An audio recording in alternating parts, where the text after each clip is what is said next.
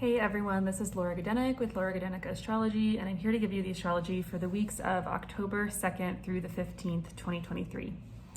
So the next couple of weeks features an eclipse, so we're heading into eclipse season, and I think I mentioned that in my last video that we were having an eclipse this last fortnight, and I was mistaken, so I apologize for that. We are actually having an eclipse in the next 2 weeks. It is on the 14th of October. So I just wanted to clarify, and I will get to more about what that means later in the video. But starting today, Monday, October 2nd, we have Mercury in Virgo making an opposition to Neptune in Pisces. Mercury is the planet of the mind, communications, local travel, commerce. Neptune can be ethereal, mystical, delusional, things that don't seem or are real in this tangible physical world. Neptune could be loss, dreams, visions, ideals. So when Mercury comes into a harsh aspect with Neptune, such as an opposition, sometimes it can bring about the more difficult components of Neptune. So there can be misinformation happening, miscommunication. It can feel a little bit like a Mercury retrograde for a couple days. There might be like themes of deceit, whether purposeful or otherwise. You might be going through some grief, or grief might come up. Neptune definitely represents loss and grief and sadness and emotions. There could be a sense of longing, daydreaminess, fogginess, confusion. So yeah, be gentle with yourself today on the 2nd. You might have been noticing this throughout the weekend as well. Sometimes we notice aspects as they're approaching the exact aspect, and we notice them a couple days. It really depends on how quickly the planet moves. Mercury moves relatively fast, but you'd probably still notice this transit 2 to 3 days before it happens. So it's pretty normal. So over the weekend. Things clear up tomorrow on Tuesday, October 3rd, when Mercury makes a trine to Pluto. That brings more clarifying conversations or information. And Pluto is it's a planet about power, what's really beneath the surface, what's true and real and honest. And so this might bring about very honest conversations with others, and deep conversations with others. You might even have more insight into other people or yourself, your own mind, your own psyche. It's definitely a really good day for some journaling, and getting in touch with what you really think and feel, and could really help to process all the things that came up with the Mercury opposition to Neptune. And then let's see, Wednesday the 4th, Mercury heads into Libra, a sign about relationships and balance and judgment and making good judgment or having good decisions. So this is where the mind will be focused on with Mercury and Libra over the next several weeks. Also, the mind will be focused more on relationships, the give and take in relationships, justice in terms of like the legal system and social justice, but also justice in terms of interpersonal justice. You know, what's fair between you and me or you and someone else. The mind also turns towards beauty and art and what makes life pleasurable and pleasant. Those are very Libran themes because Libra is ruled by the planet Venus, goddess of love, beauty, pleasure, joy, etc. So, and then Sunday the 8th, things get a little tense potentially. Mars, planet of action and conflict and going after what you want and direction, makes a square, a challenging aspect, an aspect about conflict, to Pluto, once again a planet about getting to the bottom of things and power. So this could bring about power struggles. This could bring about conflict, particularly passive-aggressive conflict. Mars in Libra is not very well known for its direct confrontation style. It's more known for its passive-aggressive confrontation style. So there might be some power struggles, some conflicts, some uncomfortable, sticky situations. It could be a good time to have some clarity or insight, Pluto getting beneath the surface of things, into anger for you or your anger origins or into what's making you upset. It could also be this very kind of like go, go, go energy, get it done, be productive. Mars is a planet about action and getting things done. So there could be kind of this even obsessive compulsive component to doing things and being productive. It could also be a highly erotic or sexual energy as well. Mars is one of the planets that rules over sex and passion and drive, and Pluto is also known for those topics as well. So could be, very erotic day or couple of days. On the same day, Venus, goddess of love, beauty, pleasure, joy, heads into the sign of Virgo, which in ancient astrology, this is known to be the place of Venus's fall, meaning Venus kind of struggles in the sign of Virgo. And that's because Venus wants to enjoy things. Venus wants to make things beautiful and lovely and have a good time, right? And Virgo can sometimes be a sign that's antithetical to those qualities because Virgo likes to improve and make things better, which can sometimes come across as being nitpicky, critical, and kind of getting lost in the details versus enjoying the experience of things. So, with Venus and Virgo, it's only a couple of weeks, but pleasure might feel harder to come by with Venus and Virgo. You might be more focused on work, getting things done, being productive over pleasure.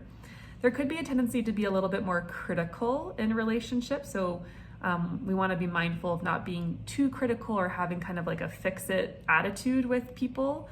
But we also, it could be a good time to give and receive feedback in relationships and use that critical aspect of Virgo for a benefit of some kind in your relationships. But yeah, being mindful of that energy of wanting to fix or improve someone or project a relationship or something like that. We never really want to engage in relationships in that way. Venus and Virgo is also pretty thrifty and crafty. Once again, Venus rules over art and beauty. And Virgo is very detail-oriented and precise and is all about skills. So this could also be a good time to start doing, crafts that are that require more skill or detail-oriented lens. So I'm thinking like knitting or crocheting or some sort of needlework. And if that's your jam, then it could be a good time to get into things like that.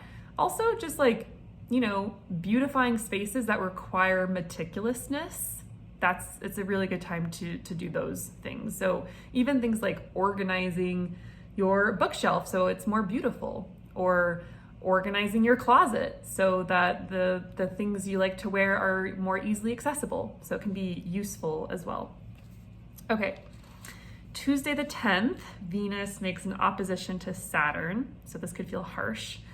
Saturn is a planet about boundaries, commitment, limitations, difficulty, challenges. Once again, Venus, goddess of love, beauty, pleasure, art, etc. So this could feel harsh. You might get a no in relationships, which is always good practice. It's always good practice to be able to receive a no, practice consent. This could be a good time to discuss boundaries in relationships. Feedback in relationships, once again, because Venus is in Virgo, good time for that. But also be mindful of the feedback and boundaries not involving too harsh of criticism or critique. And also there could be a sense of wanting to critique your own sense of worth or beauty or others' sense of worth or beauty. So just being aware of that maybe instinct to be more critical once again.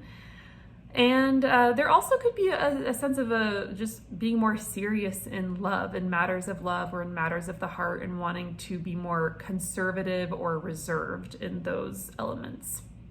So the energy, can be used constructively if you use it to think more seriously about what you desire and what you want in your relationships, and how can you cultivate that? How can you create a practice in how you relate that ultimately feels true to you. So that's a good way to use the energy.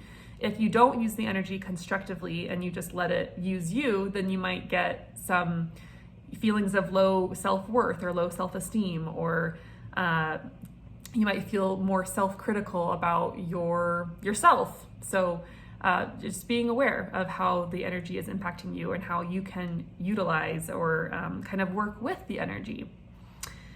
Okay, then Wednesday the 11th, Mars heads into Scorpio. Mars is really strong in the sign of Scorpio. So in astrology, each planet is really strong in a sign, pretty neutral in a sign, or struggles in a sign. So Mars is strong in Scorpio. It's in dignity.